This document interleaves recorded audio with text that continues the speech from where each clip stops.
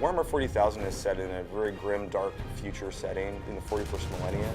Basically, mankind is surrounded by this immense alien horde that's bent on its utter destruction.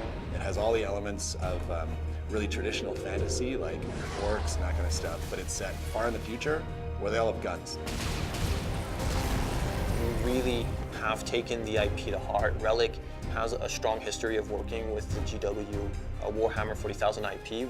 We love that IP, and we don't want to sell short any of the action and the violence.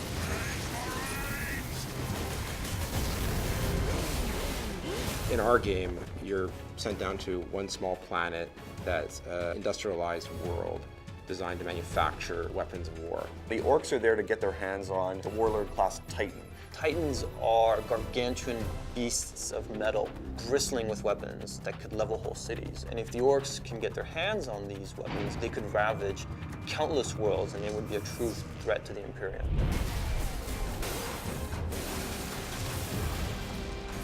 Space Marines started out as human beings, but they go through a rigorous process of training and physical transformation that really elevates them into almost demigods. Their bodies actually are implanted with new organs. Their strength is multiplied, their resistance is multiplied.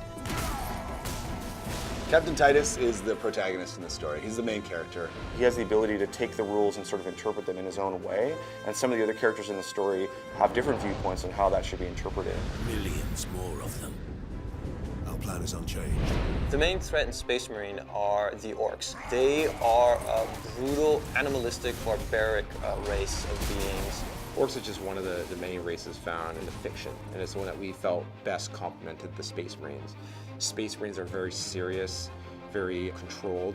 The orcs are sort of messy, vicious, violent, so it adds a nice contrast. We have some which are like shamans. They have magical powers. We also have Gretchen.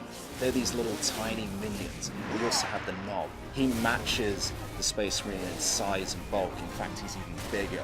In Space Marine, there are other shadowy forces that are sort of lurking in the background, and Titus and the player will have to confront those if they are able to save the Forge world. Space Marine has such an interesting, compelling setting. It goes all the way from the aesthetic, the architecture with this sort of futuristic Gothic feeling, the epic scale of everything. Everything is immense, everything is larger than life. There's a sort of a beauty in the world, there's also so much darkness and death and destruction, and those contrasts create such an interesting sort of canvas for us to paint on.